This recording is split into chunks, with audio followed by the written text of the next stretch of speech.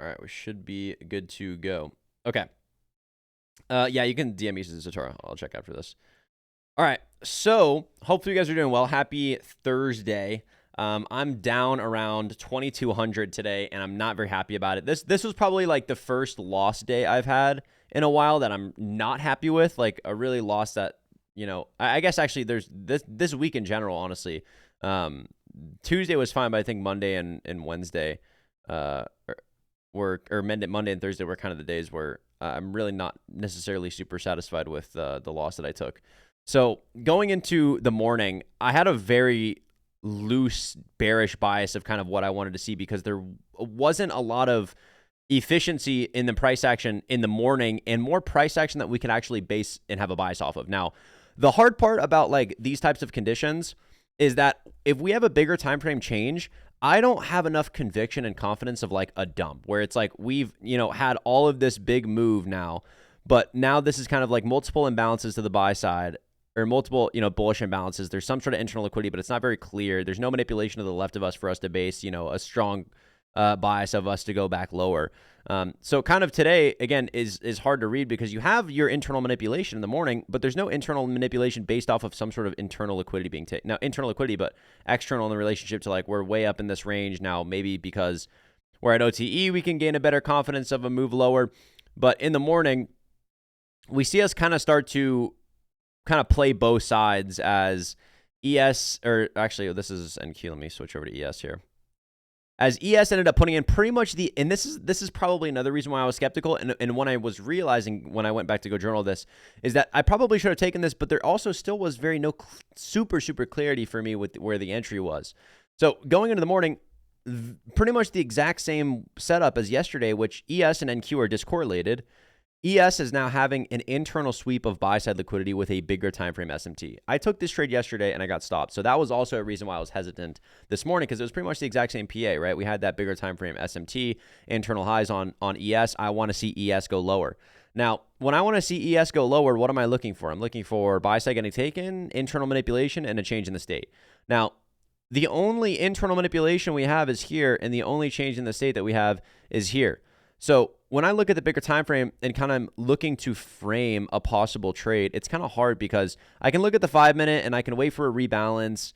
But where I put my stop, there's a likelihood to get stopped here. But now I can maybe look for an entry on the way back out of this. I could have possibly taken it. But I think the hardship was more so seeing where NQ was. As NQ had been running higher, we had initially taken this low out, had our initial move back lower to go take internal sell side. Once we took internal sell side, we wanted to run back higher one more time. So we ran all the way back to the new highs, put in another SMT, change in the state, not very clear. We have like a small down close candle here, internal to turtle soup on like a 15 second, and then we continue to sell back off. Now, once we end up selling back off, I'm looking at this and saying, okay, well, I think that we're probably can have a bigger time frame change in the state as we had that 5-minute, right? But now ES has significantly sold off a lot more than NQ has, right? So now I'm looking at NQ where we initially sold off, and where we initially sold off on the change in the state on where ES is, if we kind of speed up ES here, we actually pretty much ended up taking this low. So at 1023, this low gets taken on ES, which is the low to the left of us. Now, once this low gets taken, I'm looking for a move back inside the range where it's like, okay, we've had a big sell-off in the morning. We've now taken sell side, and we have a bullish SMT. I want to see us now start to move back inside the range, and NQ is way up still in this range, but now with a bigger time frame SMT. So now this is where I'm trying to question and say, okay, is NQ the lagging asset here, or do we possibly want to manipulate on ES and NQ's holding the market up, and now that ES has taken its sell-side liquidity, NQ is going to work back higher. So that was my bias of like, we have this bigger time frame SMT, this bigger time frame change, we've had this change, and that's why I don't believe it was a great setup, because we have had the change. So even if I think that we're going to go higher, it's still me not recognizing what the market is showing me, and that's why I wasn't happy about this as well. And looking back, again, bearish 5-minute for value up here. Now, the reason also why this didn't work out is there was no valid close above this either. So the trade that I ended up taking was a small scab, really the tight stop, long, and I ended up getting stopped pretty much on this initial little pullback. because this is where I was looking for the change in the state as we kind of started to get creeping above it. But it was almost like I knew when I took this trade that it was going to fail. And that's what I didn't like about this is I kind of knew inherently this was going to fail, and yet I still took it. And that's what I wasn't happy about. So we ended up rejecting this, continuing lower. NQ played the sick sister pretty much all day because we still ended up catching up. ES sold off the entire day. Again, this price action is very hard because, right, we're just straight back and forth every single day where it's big moves but not a lot of price action, right? Where it's like big move, pull back, big move, big move. But the price action in relationship to what the draw on liquidity is almost, very hard to read. Now, this is what I want to see based off of where we are now. I think going into Friday, we can have more possibility of what we want to see because now there's more price action and validation of it. So, for example, the market has now pulled back from the initial on this big move from, Thursday, July 20, or actually more like just this entire move in general without the dates, doesn't matter. Well, we've now pulled all the way back to OTE of the previous price range. Now, whether we want to go to new highs or not, this is still setting us up for a rebalance because I would want to see this be turtle soup based off of what the internal price action is. So we've gone back to discount, we've gone back to OTE of the bear range, and now we've had a displacement move lower after generating internal sell side liquidity. So on Tuesday, we rebalanced lower, put in sell side here, displace back higher, take the internal high, and now today we end up just dumping straight back inside the range. So now we're starting to rebalance back to the 1 hour change in the state. There's a 1 hour bearish fair value gap here. In the overnight session, I want to see us build price action here. So almost like how ES looked on the 15-minute today, I would like to see the same thing on NQ where we can build price action here, get a better understanding of where that manipulation is. And then if we end up getting displacement like this, that is like the perfect setup going into tomorrow where we can build price action, take internal buy side out of this inefficiency to go take the generated liquidity we set up earlier this week. Now, the reason why it was kind of hard earlier in the first couple of days is because this price action is not here. We're in the middle of building it. So when we have this move, right, we have, move higher, move lower. Okay, well, what are we doing on this move higher, move lower? We're generating the liquidity. So when we're trying to figure out what the draw is or take trades without the high or the low taken, it's always lower probability. We're trying to guess, right? We're trying to take what the information is from us. Not to say that there can't be good opportunity, but when there isn't good opportunity, it's almost we're putting ourselves in an environment most likely to try to figure it out, and that's why we get hardship or take setups that we think are good but not good, and then we get stopped, and then we're losing conviction, blah, blah, blah, blah, blah. Now it's like, okay, we've had this move. Market dumps. We now have like some price action I can actually fairly genuinely read where bigger time frame makes more sense. We've had a bullish move all this week to get back to OTE of this previous price range. Now we've sold back off after generating sell side liquidity, so there's a reason for price to go lower tomorrow. We had a change in the state on the 1 hour. When I zoom out to the 4 hour and the 2 hour as well, it also makes very valid sense. We have now a big bearish imbalance that opened up. So what would I want to see happen in this bearish imbalance? Well, I would want to see price action get put in relationship to what I want to see. So that means generating buy side liquidity, going to possibly take that buy side liquidity, and then have manipulation to then continue price action lower towards the opposing draw. So after all this price action has now been put in, I think it's a lot more clear of what we could possibly want to do going into tomorrow. But I think this morning, I do think that there was a valid entry on ES. Again, I think it was harder to read in relationship to where to put your stop loss because the entry wasn't super clean as whereas like the very, obvious stop and PT point. But when we put in this bearish S&P in the morning, again, very similar to the yesterday setup that I got stopped on. That's why I was very skeptical in taking this, even though I think it was a valid. But I think the main thing that really just kept me away from this is kind of the way that NQ was lagging all day. That ES sold all the way off to this low, and then NQ ended up catching up to it even after we had such a big S&P for a while. So that was kind of the main thing that tricked me up. Normally, that's not what we do, but when price action is kind of like this in this range, when we don't have price action, our goal is to build that price action. So overall, how do you think you guys are? Let me check the chat here and kind of go through this. But overall, any questions? How do you guys feel like you did today? How did you guys trade? What trades did you take if you took anything? Justin, just started my first business and it's made trading so much easier. Let's go. What are you doing, David? I really like today, except the discorrelation. Yeah, exactly. See, this is where I would say is a decent short, Amma, because you're giving yourself more room on the stop loss too. I think it looks fine. Do you think this kind of price action is worth taking time to study in depth? I normally study what price did during the day the way that Christopher teaches, but this price action seems unnatural. Great question. So one thing that I think you want to notice, right, where it's like, should we study price action? Yes, we should study price action. And I do believe we should especially study price action on days where we don't understand it, or maybe not, traditionally in relation to what we're seeing.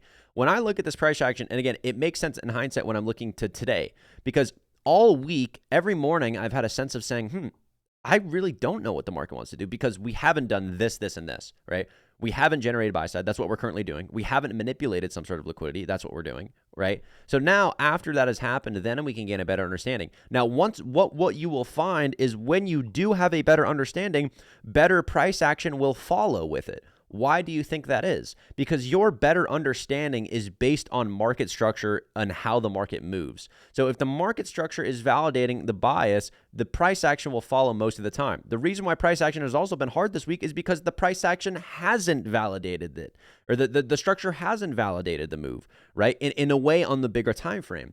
So one thing when it comes to like understanding price action that might not be super, super clear on a day like this is there's always going to be days, right? There will always be days where price does something we don't necessarily expected it to do. Now, there's a couple ways in which we can look at it. In my opinion, the main things we focus on is like if I take a trade, or if I'm watching the market and the market's doing something that maybe I not necessarily expected it to do, but it is doing something that is not, to the best of my opportunity, probably, right? It's not, quality setup or price action's bad. Now, I'll try to understand it and say, okay, well, why is this maybe this way? But the first most important part of it is recognizing that, right? Because that is where our main goal first is to make sure our trading is good, right? Not just necessarily our brain and our understanding of it, but our actual tangible trading. And so if we don't understand it, the first thing we got to do is focus on capital preservation and not try to understand it until we have reason to understand it. Now, on days where we have sloppy price action, there's many things that we will learn over time. For example, what happens in the overnight session is something that can affect this. What's the day of the week? What's the news this week? Where are we in relationship to price action? What are the seasons, right? We're in August. August is known for one of the slowest months because it's the end of the summer. So there's a couple things that we have to take into account when it comes to also studying this as well. But in my opinion, the most important thing that we need to study is my decision making once I recognize it, because it doesn't matter how much we know, right? It doesn't matter how much I know about the market. It matters how much am I enforcing and making a decision off of what I know, because I can know that trading is bad for me when I'm trading in bad times, but I'll still do it. So what's the point in me knowing it if I'm not actually doing it?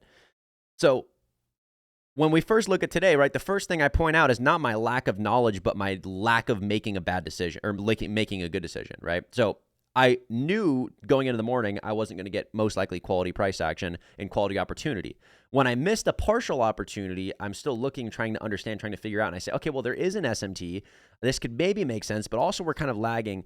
And I almost try to take the latter and try to take the guess without the market consistently affirming it. And that's one thing I find with losing trades versus winning trades is what you will find with winning versus losing trades is the market will affirm or deny it. What we find out when we take losing trades is it's us affirming or denying it, right? It's not the market affirming or denying it. It's us trying to affirm or deny it. So today, the market denied it. It said, hey, I'm very discorrelated. I've already sold off on ES. I have now an SMT on both sides of the market. I have a change in the state in both directions. Pick a side. And now you get to sit there and say, okay, well, what's the market's truth versus what's my truth?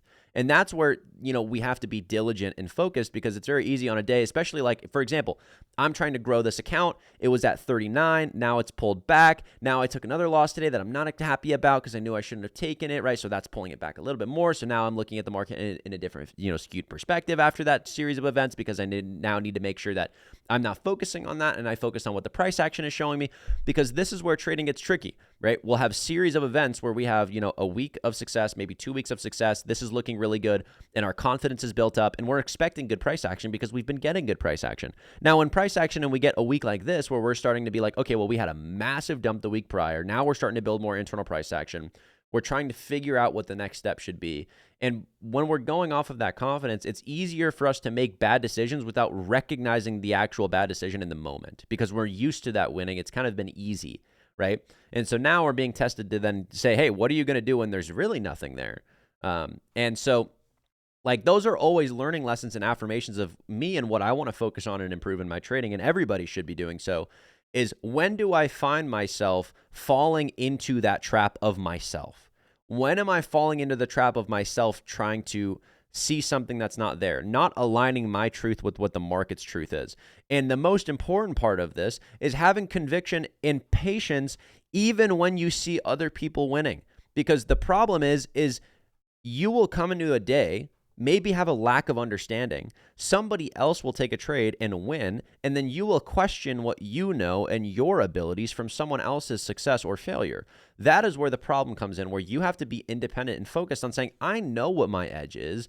There might have been an opportunity for somebody else. Maybe it was an opportunity for me too. I just didn't recognize it or have the conviction. But I'm going to look at it, study it, recognize it, and see it in the future to possibly put size on and possibly put risk on in the future once I have validation for it.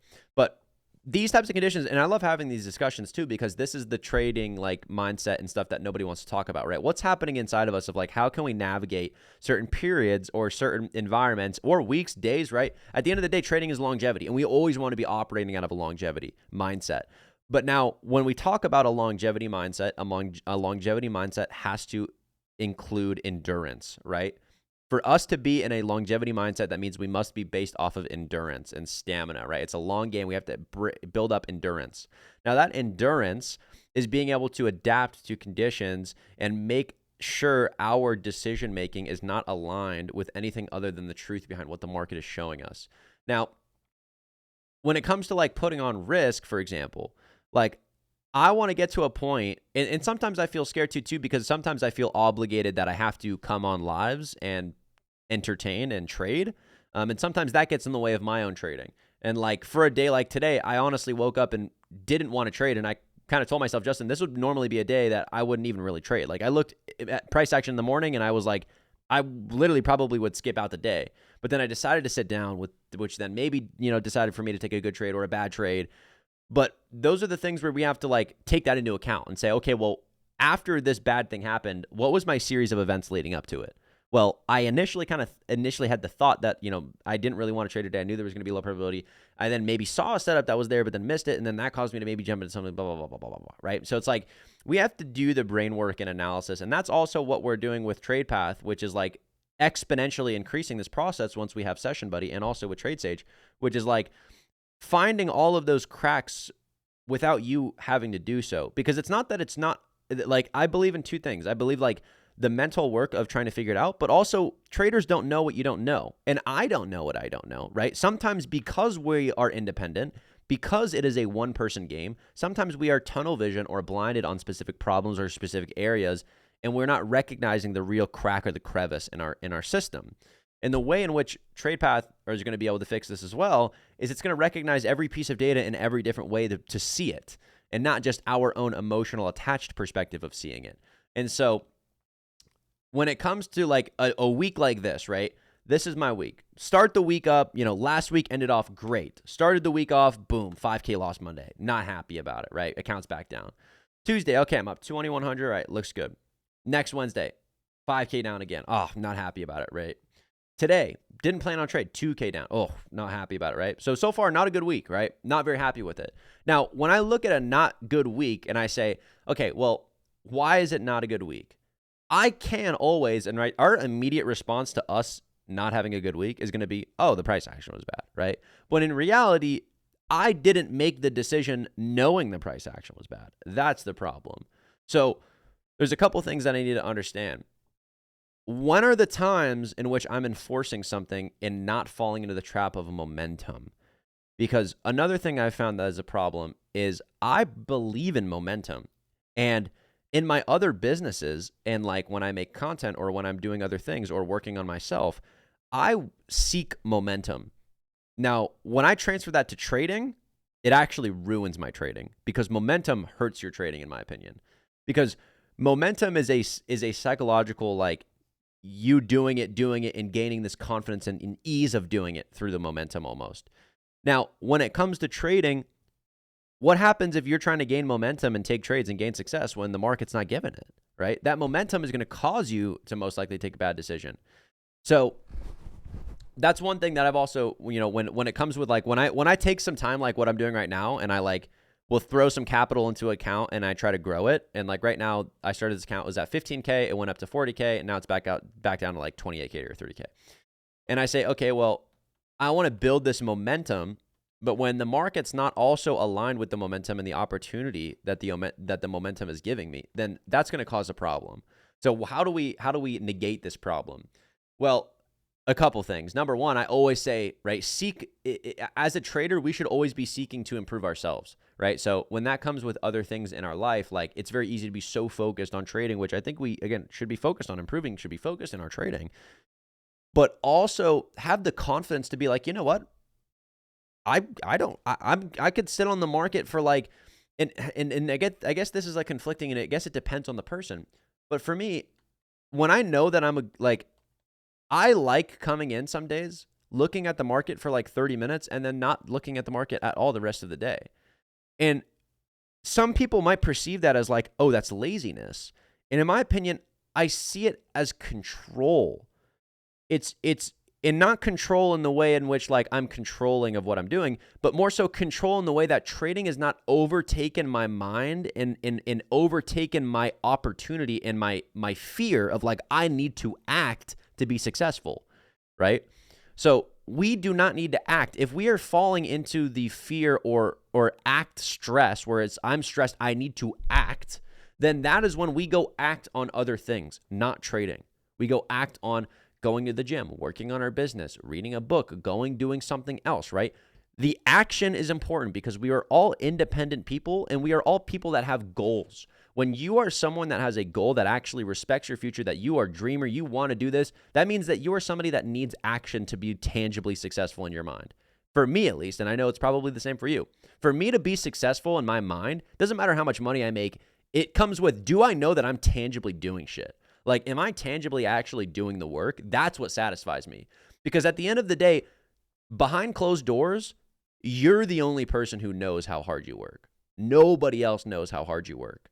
And the only way you get to that point of satisfaction is knowing you're working hard. Nobody else behind closed doors. You're in the dark. Nobody sees anything. And it's you and you deciding, who am I going to be today and what am I going to focus on?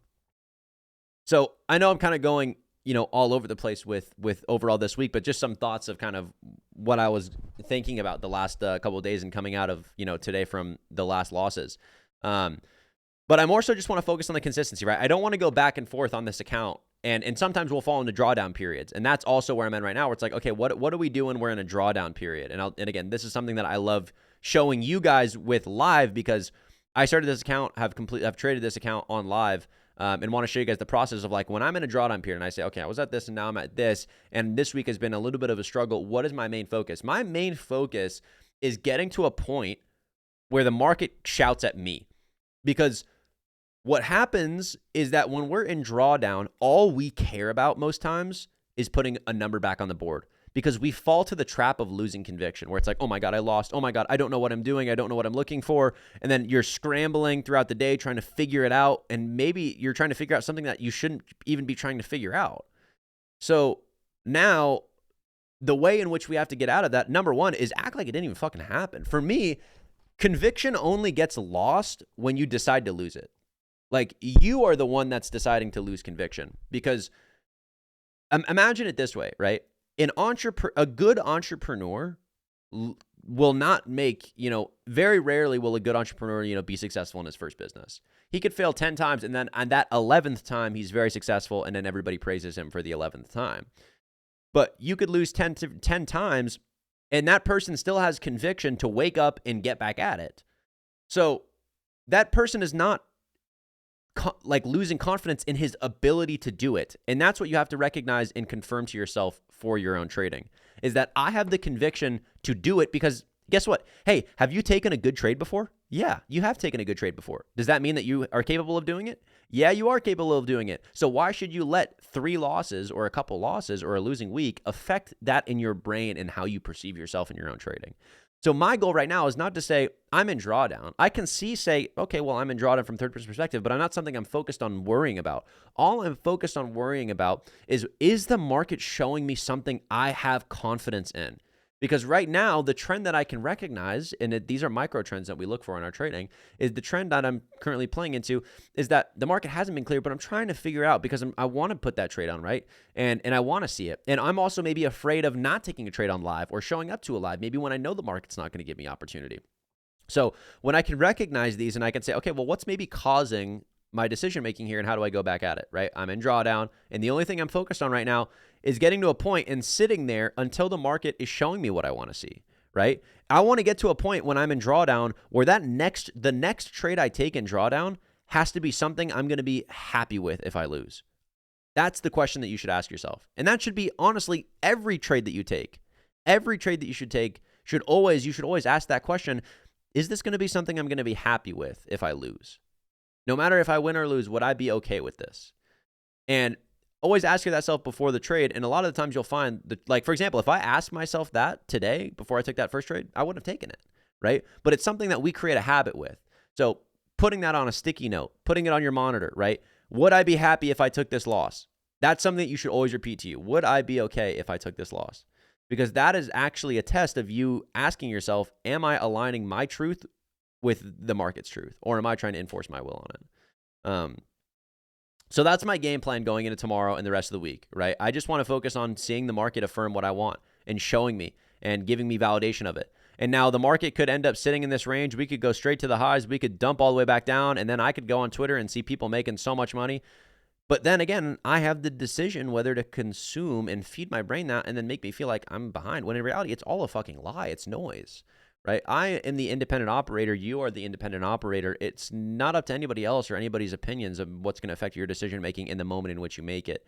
And the only way to clear that out and get confidence in that decision-making is by just focusing on you and your decision-making, not what anybody else is doing. Now, I'm always going to be here, right? Focus on asking questions. Use me as a resource and guidance when it comes to these types of problems and solutions, right?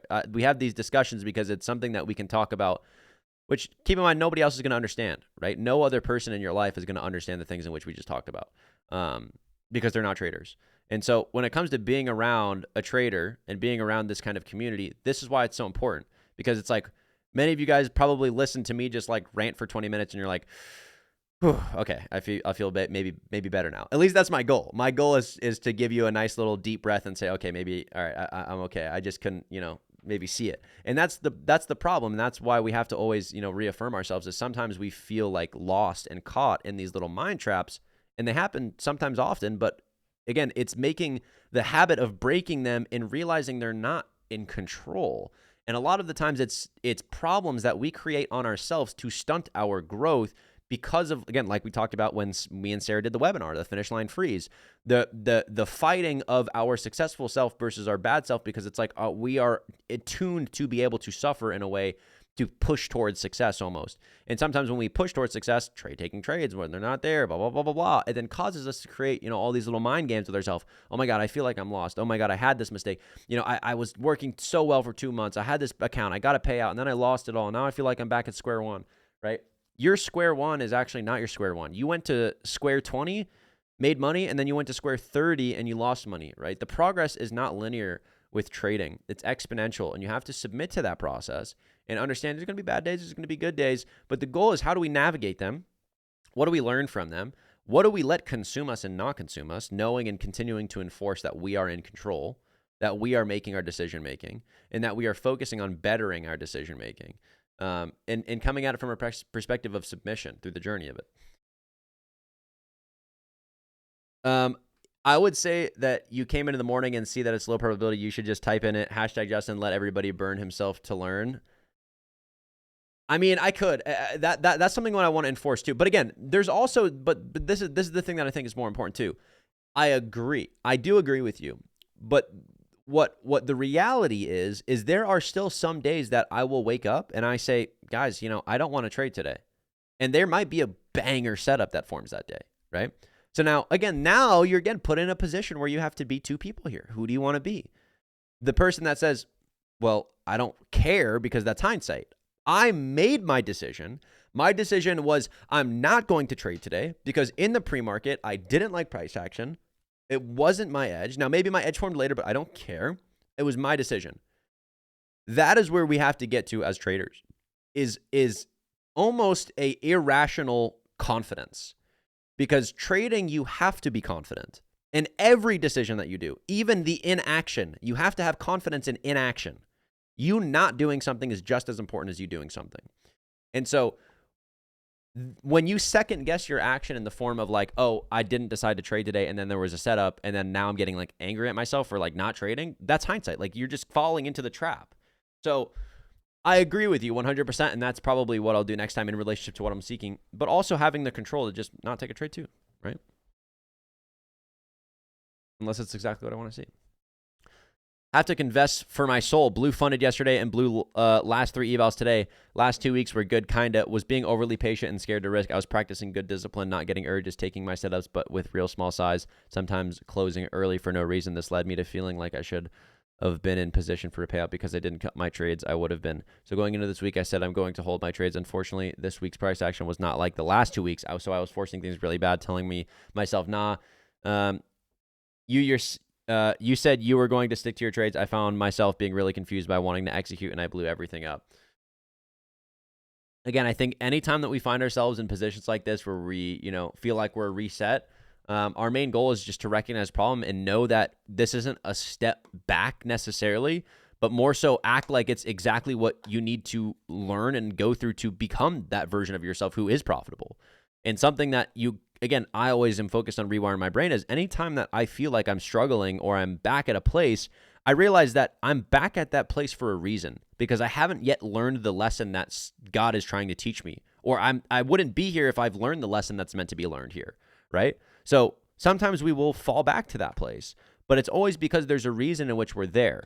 And if you focus on, instead of, maybe being angry at yourself and frustrated at yourself, but know you're there for a reason in which you maybe not understand until you look at it from that perspective. Because if you find yourself going back to that area, there's something you need to learn. There's something you need to see. And maybe switch the perspectives on what you're looking at it from as well.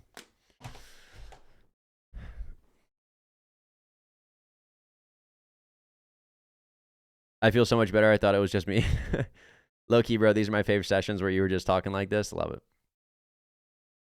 Took this long to the 4-hour SIBI from the 1-minute market maker buy model. I took partials at London high, got stopped on the rest of the contracts at break even. Do you think I should have taken all off at London, or do you think leaving runners was a good decision? I would take it all off at London, because when London gets taken, we have an SMT. And we're way up in premium, right? So when we were looking at ES and NQ, we were most likely going to be a bearish bias for the day. There was no reason for us to just pump through it. So I would say take all off at London.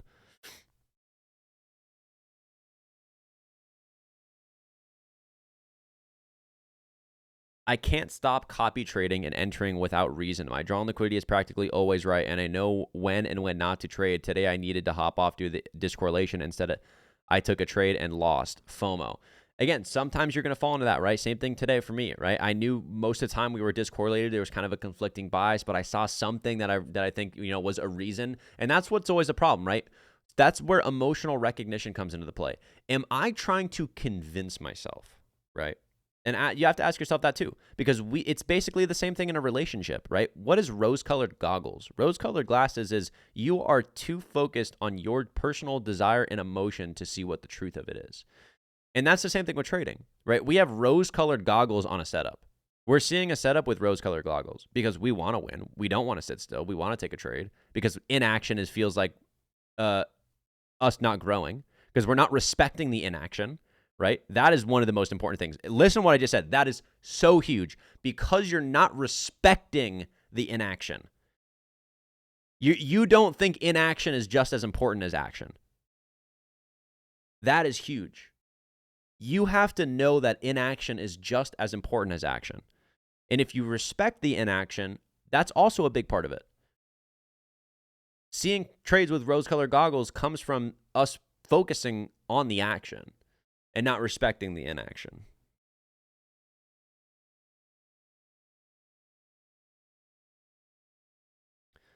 This morning and yesterday I did great. I didn't know what it was, but when I don't see what I like, I never had a hard time sitting on my hands. I never force a trade. I don't know why, but it's just easy for me personally to not trade.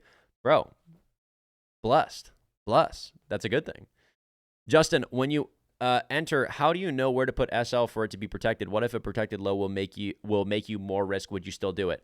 Good question. There's a couple answers to that. A lot of the time, sometimes where I'm putting my stop loss isn't necessarily protected, a protected low or not, right? It's an estimated area in which I'm saying, based off of what I'm seeing right now, this area is how I can get the best risk, in my opinion, with the good chance of not getting stopped out.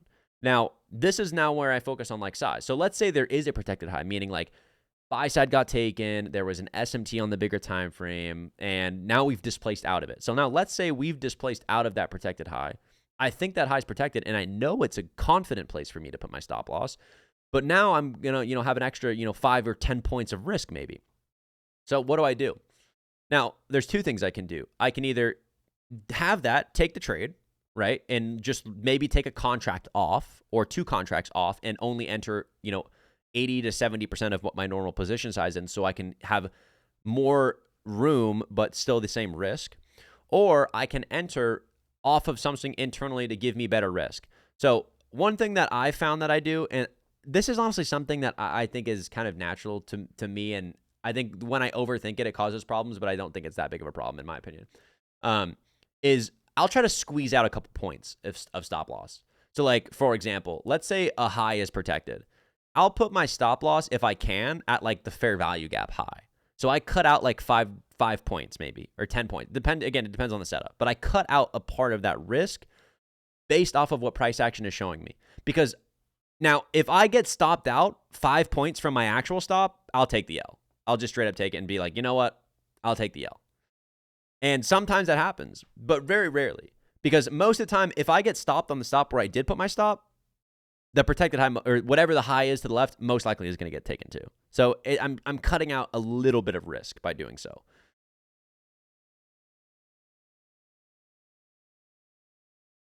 Yeah, this morning and yesterday I did great. I don't know what it is, but when I don't see what I like, I never had a turn. Oh, I already read that. Our whole lives, we were taught to prove ourselves to make us worthy, so inaction could feel like you aren't proving you are worthy. This cycle needs to be broken 100%, 100%. And any work in general, right? Our entire lives are filled with work that is action, right? It's hard work. It's, balls to the walls work. This is a submission type of work.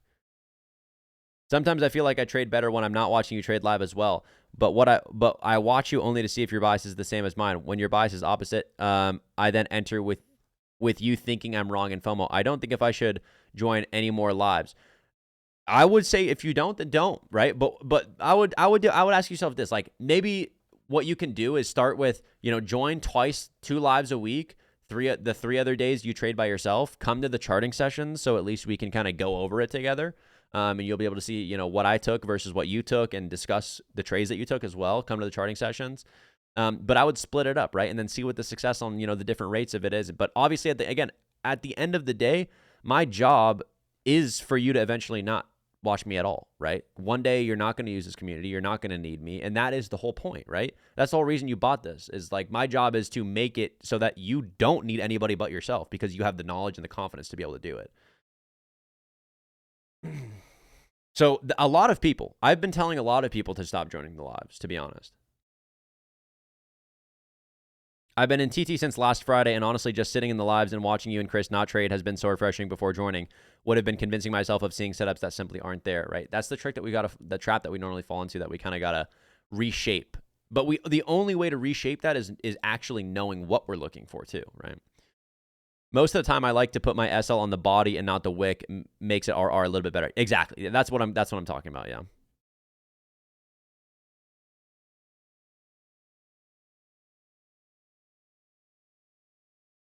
Justin's lives have helped me a lot because I'll have it on, but I focus on myself sometimes, turn the sound off. What helps me most is later in the day seeing how you traded and compare it to mine. The last month has been so great. Love it, bro.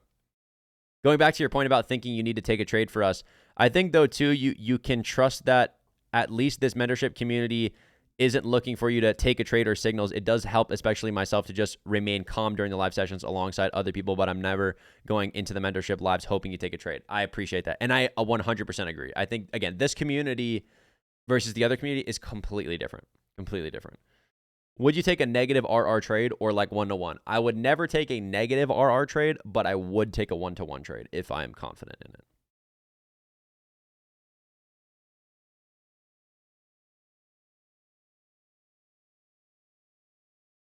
I want to skip lives, but I'm scared I'm missing out on value, that's the problem though. That's what school does. School does is say, hey, show up to class, and then you get all this information, and then you've actually never ended up spending a day doing the information by yourself, so you're never actually consuming it or growing in the knowledge field.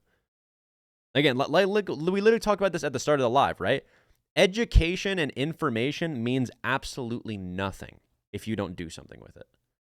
So I will always ask every single person that joins the mentorship, if somebody is in this mentorship for more than 6 months and they come to me and says, Justin, I've joined every single live session that you've ever been. I'm going to say, bro, what the fuck are you doing? I'm going to say, why have you joined every live session? 6 months, do you think you still need more help? And that's fine, right? Like, if you need more help, but you have to put yourself in an environment to grow, right? It's like, my job is to get you on training wheels and like hold you on the fucking swing, guide you, and then let you roam free like a little birdie, right? You got to jump out the nest. And so you got to take time to do that. And I think everybody should as well. Even myself, I believe, again, like that's why, 2 weeks ago, I took a week and traded by myself. Would be great if you just talk about the price action and paper trade if you aren't comfortable. Then we can all learn from that. Also, analyze price action without taking a trade, waiting on the trading view chart would also be cool. I agree. Yeah. Mm-hmm. Yeah, as well.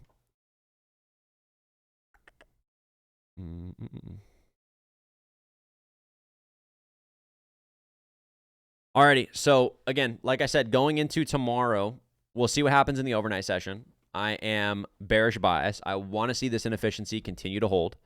I want to kind of look at the difference of assets here because keep in mind, NQ is still holding bullish order flow, right? So I would want to see us on ES where we are right now. I would want to see us be bearish. As we've kind of started to fall back out of this, there's still liquidity resting below us. It would make more sense for us to go take this internal low. Again, there's no internal low that's been taken yet to the upside. We'll see what happens in the overnight session. Again, I need more validation for it. Obviously, where NQ is at right now too, it's also very hard to kind of say, hey, what do we want to do here, right? The change in the state isn't super clear. We have, again, 2 candles. I never like when a change in the state is like this because there's not a lot of price action based off of it, so I'm not very confident on this being respected. I just want to see more price action in the overnight session and see what we want to do from there. But I never like price action that's like this, where it's straight up, straight down, straight up, straight down. But we shall see what happens going into tomorrow.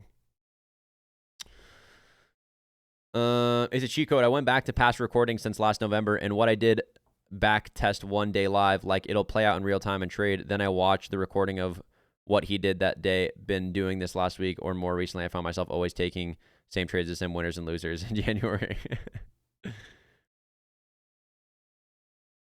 Just started like a few days ago, but Sarah sessions have helped incredibly. Already in love with Sarah High Key. Sarah's amazing. Yeah, Sarah is amazing. Do you think trading NQ and ES in London session for people in the UK would be good, or would you? I would say try. Again, anytime that somebody asks me about trading Asia session or London, the only thing that I can say is try it, but don't put on sides, right? I personally don't have enough conviction or experience trading London and Asia session for me to be like, oh, you go ahead, man, fuck it up. I would just go gain experience, trade paper, and try it out for a week or two. I think for me, I get confused when it comes to not enough confirmation and too much confirmation. Sometimes I wait for confirmation, but it's too much confirmation and vice versa. What do you mean by too much confirmation? Where more so you're over analyzing an entry, like you're looking for too much confirmation. Gotcha. Great question. How do we overcome looking for too much confirmation? Well, number one, this is where it kind of gets hard because too much confirmation is only based off of subjectivity, right? Too much confirmation or like over analyzing is going to be different for every single person, right? So what is over analyzing to you? What is over analyzing to you? So for me, this is what I want to ask myself. The times in which I overanalyze or have overanalyzed in my career versus when I see other people normally comes down to the idea of this. There already is a good setup and I'm trying to look for another one. That's what overanalyzing is, that gets in the way of actually good trades. Is that there is a good trade, but yet I'm still looking for another one. That's the problem, right? So the way to fix overanalyzing is If you're overanalyzing in the only way that really matters, which is you're stopping yourself from taking a good trade. If you're overanalyzing, but there isn't anything there, then that means you're overanalyzing trying to figure it out. But when it comes to overanalyzing by trying to take the most perfect entry, the problem is that there's most likely already a good setup there, but you're trying to make it better. And so how do we break out of this? How we break out of this is a lot of the times the only reason we overanalyze is because we're overusing the idea of fractability. Meaning, hey, we have a good understanding of what we're doing on the 15-minute and on the 1 hour. I'm going to go look for the 1 minute and then the 15-second and wait for every little thing to give me that understanding, even though the 15-minute and the 5-minute are literally being like, bro, this is a straight short right now. So what I've realized is the reason why that happens most of the time is because we're afraid of the level of risk or the spread in the risk, right? We want to be perfect. We want to get the best risk possible with the best confirmation possible. And the reality is that's us, again, overanalyzing, getting in the way of our own success, right? It doesn't need to be perfect. It's never going to look the exact same every day, right? Every trade that you take is never going to look exactly the same. Now, they're going to be similar. They're going to have different, things that are in common. But it's your ability to recognize the basis of the confirmation, the basis of the strategy, the basis of the model, and then assess risk accordingly based off structure. So if I have a 15-minute time frame that's giving me a great understanding of what price wants to do. We just took buy side liquidity. We're in premium. Boom. Market opens. We take buy side. We change to the state. ES and NQ are correlating. And I'm like, boom. Oh, this is an immediate short. I know the market's going to sell off. In that moment, I'm telling myself, I know what the market's going to do. We just did exactly what I wanted to do for a bearish bias. We're now having a change in the state. Now, I have two decisions there. I can either look for my entry or look for an entry in an entry. And that's what you kind of have to think about it. It's either you're taking a fucking entry or you're looking for an entry inside of an entry, which is why you're missing the entry. Because you're overcomplicating it. If the change in the state is there, now this is the problem with fractability. If the change is clear and the model is clear on a 15-minute, the problem that happens is you feel like you need to take it on a 5 or a 1 minute. And you're not okay with holding for the longer period of time because of that. Now, these are multiple different setups. In my opinion, most of the setups I'm taking are on the smaller time frame because they're at open and I'm taking advantage of the volatility, right? The best trades I take are the first hour and a half of the market. So when I'm trading the first hour and a half of the market, most of the time they're not on the bigger time frame. Now the bias can be given on the bigger time frame, but the execution is not on the bigger time frame. So for us to not overanalyze, there needs to be kind of like a system. And the system is what's my bias? Is it confident? How does the bigger time frame price action, or what am I confident in exactly, and the timing of it? So, for example, I could be confident that the 4 hour is going lower. Now, is that going to really affect my micro trading? Not really, right? If I think the 4 hour, it doesn't matter because the 4 hour could literally sit there for fucking 2 more days before selling off, right? What matters is when. It matters when is price going to do what I expect it to do. And the only way for us to align what price is going to do what we expect it to do is by fractability and by waiting for internal, validation. We can have a bearish 4 hour, and then on the lower time frame, we then take the high, and then we have a change in the state, right? So the first thing we need to say is, where's the bigger time frame going? Then we can use the fractability aspect of it and understand where is the manipulation, and more so, why should the market not do the other thing? That's how my brain works. I want to be so biased on the reason why the market shouldn't do something, right? Because that means that it's the exact same evidence for the opposing side of it. So another way that you can flip your perspective on your own trading and your conviction is, instead of saying how much is this saying to me that it should be do this, but more so the opposite of it. How much is the market showing that it shouldn't do the opposing thing than which I'm saying? So if I'm bearish, how much is the market showing me that it shouldn't be bullish? And that is what timing comes into play. Is that if there's buy side resting above, that's a reason for the market to not be bearish. But now let's say we take buy side in a bigger time frame bearish fair value gap, that's now more reason to say we shouldn't go higher. So once I can formulate these convictions and understanding, now going back to, again, this is kind of a long, answer to this question, but overanalyzing the reason why we overanalyze is because we don't stop there, and that's the problem, right? If I have a bias and the model's there and the market's telling me we shouldn't go higher and I get a change in the state, that's it. I should take the entry if maybe it's a looser stop, and if it's a looser stop, I adjust my risk, right? But what I shouldn't be doing is looking at all that evidence for the bias I want to see and then still sitting out and being like, I don't know. I don't know, because what happens is that means that you just fall victim to being afraid of the loss. You're afraid of losing. You're afraid of maybe giving the market your conviction. That if you lose, you're going to lose confidence. That if you lose, you're going to fall back short. You're going to go back to a certain step that was behind you. And this is your brain playing tricks on you, right? This is where you need to have confidence in your action and your inaction. Because at the end of the day, you can fake becoming a profitable trader and you will be a profitable trader. That's the paradox of trading, is if you fake act like a profitable trader, you will end up becoming a profitable trader, because you have to start acting like you have confidence in your decision making, not guessing your decision making. And that is why you need to have confidence in inaction, not doing anything and saying, you know what, I don't care what anybody else does. I'm just going to sit here and not take anything because I'm having confidence in my inaction. Now we come to the question of, okay, well, what if the inaction is actually not true? So let's say the market is showing me something good and I'm deciding to not take it. Where is that line? Where is that bad, right? Where is it bad for there to be a good setup, but I'm not taking it? In my opinion, I don't think there is that line. I will always, always, always say that inaction with confidence is better than reality of what it is. And the reason why I say that is because afterwards you can take that into account. If afterwards I say I wasn't going to take a trade today, and I decided to not take a trade today, and I saw this really good setup, because this is what I go through all the time, is I'll maybe not take a trade, and then I have 10s, 20, 50 people in the Discord message me being like, Justin, there was an A+ forever model. Why didn't you take that A+ forever model? And I'm sitting there being like, fuck, should I have taken it or should I not have taken it? And this is why inaction with confidence is more important, because your ability to decide something and not change it is what is protecting you. Because how many times, and this is where I'll prove the point to you. How many times in your day have you said, I'm going to step away or I'm not going to trade, but you don't enforce it? So the action of not enforcing it. Now, maybe even let's say both points here. There was probably some days where you've done that and there has been a good setup after it, and there's maybe some days that you have been a bad setup. So there's been days where you say you're going to do something and then you don't do it. And then after you don't do it, you take a win and you've taken a loss. So what does that infer?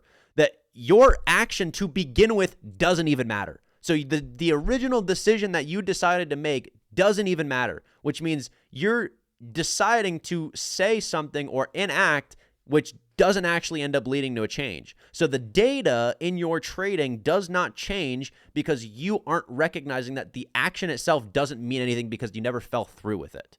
Doesn't matter if you say you're going to do something. It doesn't matter how many YouTube videos you watch. It doesn't matter how much knowledge you soak up. It is your ability to actually say you are doing something and then you do it. And that is why we fall into this process of always going back and forth too, where it's like, okay, we're doing well and then we're not doing well, and then maybe we're doing well and then we're not doing well. And the only real way to consistency and seeing that, curve go up and up and up and up and up, and maybe have some slight pullbacks and but you always get it back on top, is the ability to have, number one, confidence in inaction, because capital preservation is just as important as action. When there is opportunity, that's important. You play your offense. And when you need to play defense, you play your defense. And the only way you can be successful is by doing that, because you're going to have weeks where you're going to be focused on executing, and you're going to have weeks where you're going to be focused on capital preservation. If you're always focused on executing, if you're always focused on taking action, then that is actually less valuable than the inaction.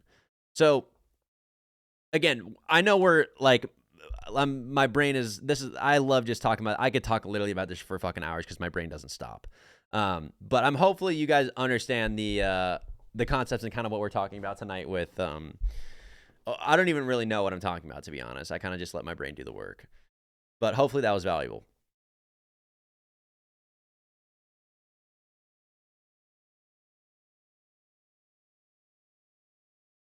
I don't know how much time you have, but can you explain change in the state? We all know what it is, but some get disrespected. It's a weird one. Do we just go for higher time frame ones? If we want sniper entries, we need the smaller one time frame. It doesn't have anything to do with bigger or smaller time frame. It has to do with context. A change in the state only matters if there's context as to why it should be there. Because at the end of the day, we have to think of the algorithm as this. Why should we think about the market as divine order? This is a concept that I don't think I've ever heard anybody say this, but this is my personal, and actually I could write a fucking book about this, to be honest. I think the market moves in something like a divine order. What do I mean by divine order?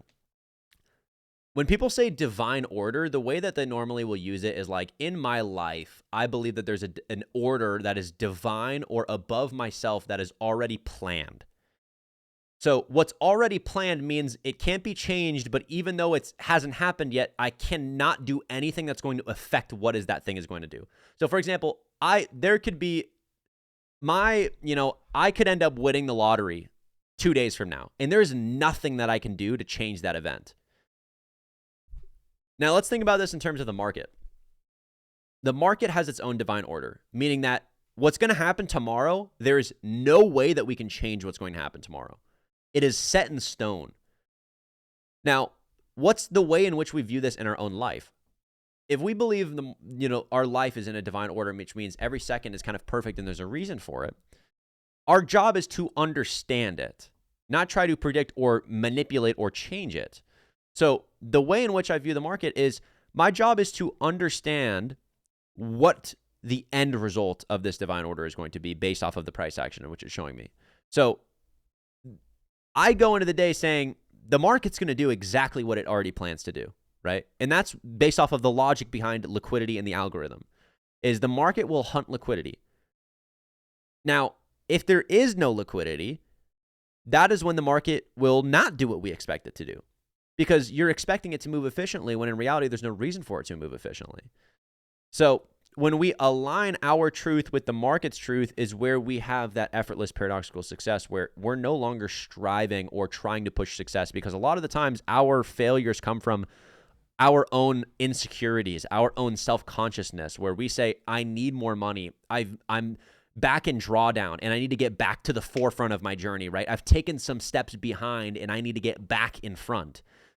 When we play these tricks on ourselves where we metaphorically imagine that we're in a hamster wheel or a game of moving back and forth, that's impossible because the market works in divine order. Now, we're relating it to our personal journey, but it's almost the same in which we should realize that our journey is almost exactly as divine as what the market's intention for it is. Meaning that like exactly what I just said, if you want to know how to become profitable, every decision you make is the next key to become profitable.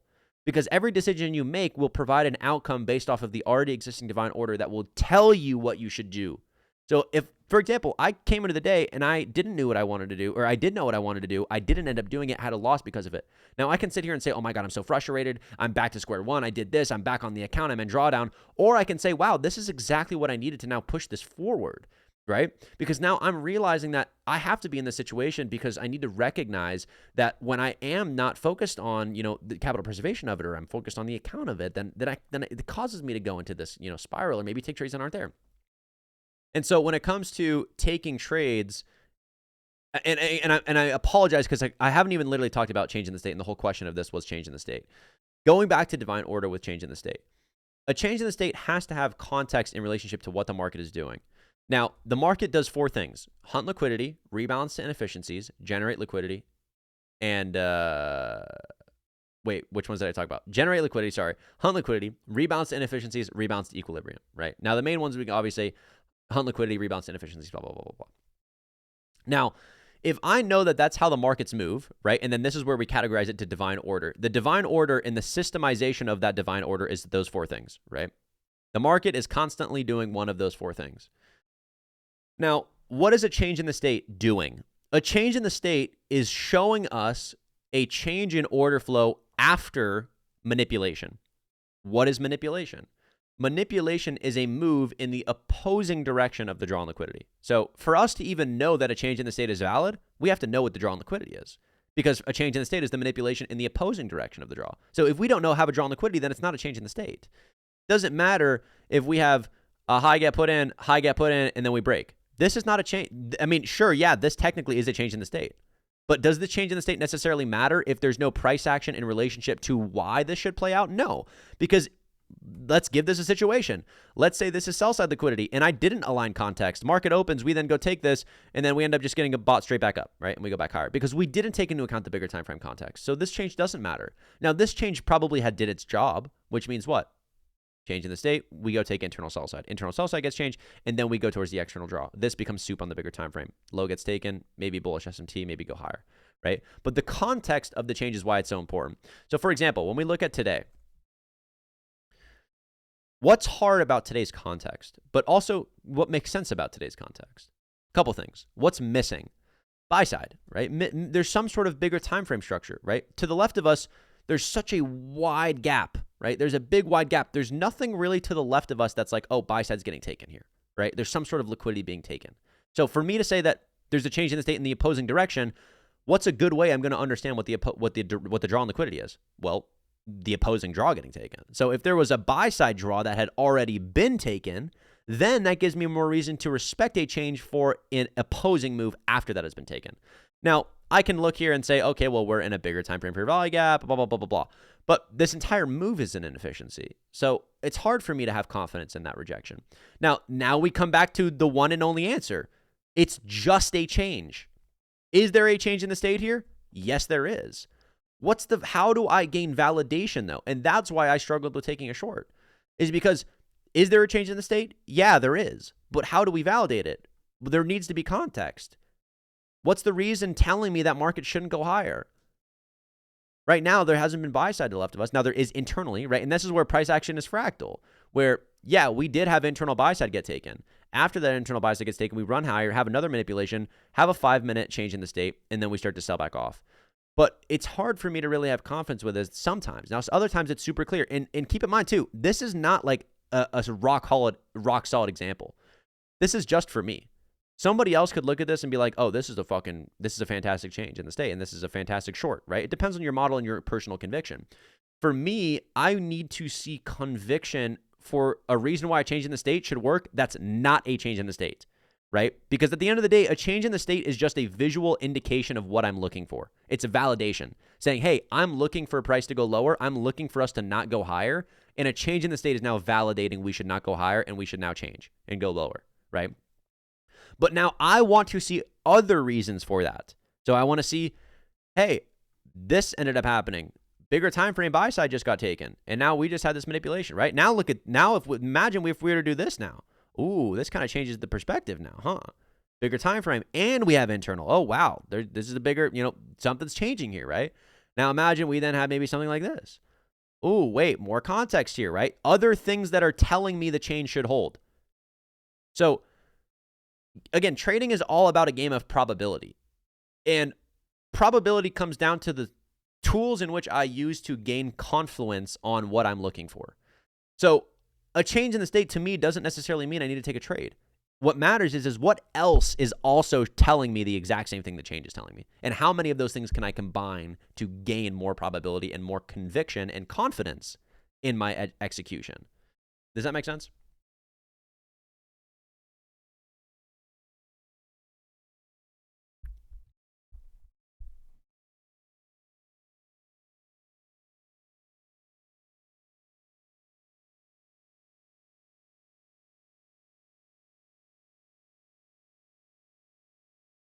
Got you.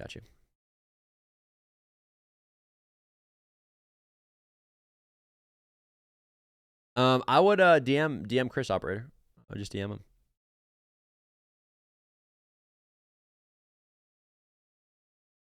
When are you confident in taking a 1 minute or 2 candlestick change in the state in a 30-minute inverse if there's an internal model for it? So that's hard, right? So like, for example, let's say we had something like this. Let's say we were here today.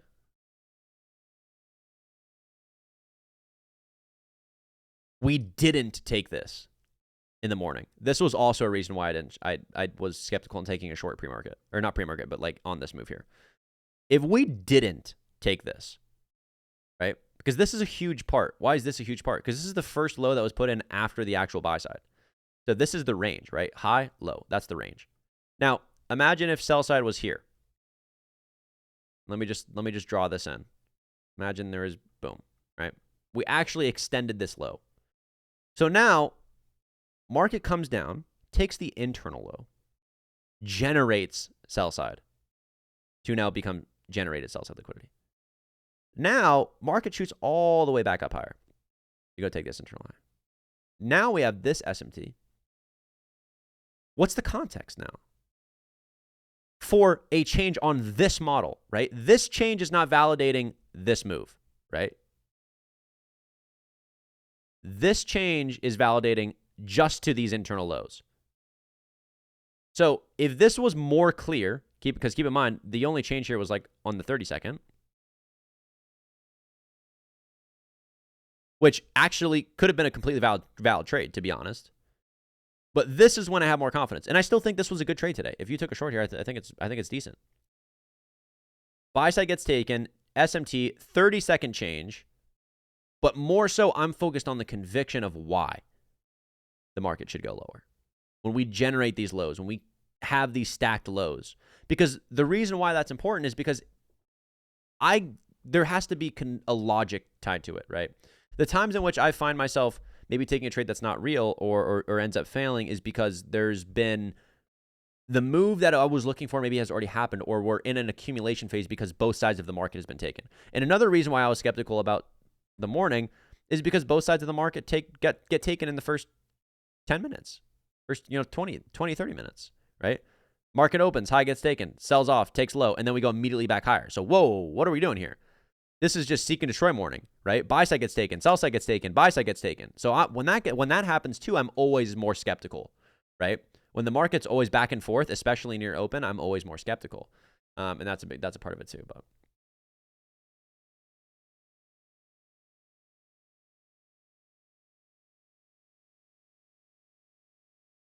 in summary, multiple confluences is how you gain confidence with your trading. Don't look for one thing. Wait for them to show you that's what the market wants to do. Again, treat trading like a game of Pictionary. All of a change in the state, an SMT, a draw on liquidity, those are all pieces of a picture that you can guess, right? My analogy with trading is imagine we're playing a game of Pictionary and I'm on a whiteboard and you're trying to guess what I'm drawing. And you only get one guess. And I start drawing and you try to say it too early because you're cocky and you want to win as a human being. And you say, oh, that's it's a fucking turkey. And I say, oh, that's not a turkey. You guessed too early based off of the information you had. It wasn't dumb clear.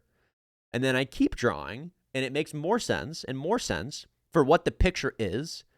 And instead of you trying to jump out and guess at it, you wait for it to show you what the picture is so that it's blatant. And you say, oh, that's a turkey. And you take a good trade.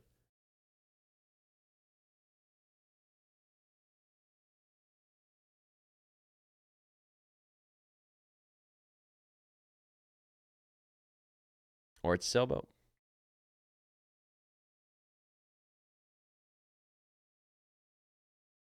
Alrighty, guys.